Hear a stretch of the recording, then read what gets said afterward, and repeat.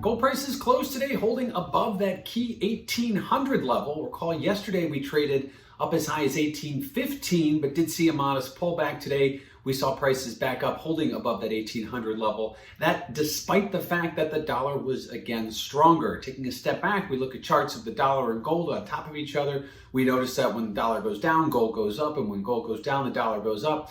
Well, really, since the end of June, we've seen both a dollar surge higher and gold prices higher.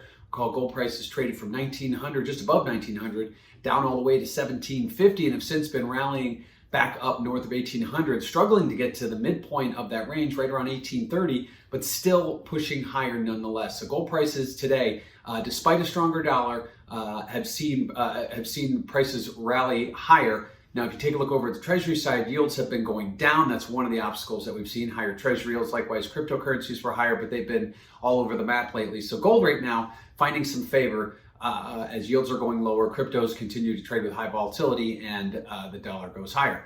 What does this mean for volatility? Well, if you check out that CVOL index over at cmegroup.com, you will notice that volatility is slightly higher, and that goes along with a higher dollar, higher gold prices. Although, if you take even a bigger step back, you'll notice the trend lower continues. And that's really as we near the end of whatever Fed policy we're in, the ZIRP program, whatever you want, zero interest rates, whatever you want to call it.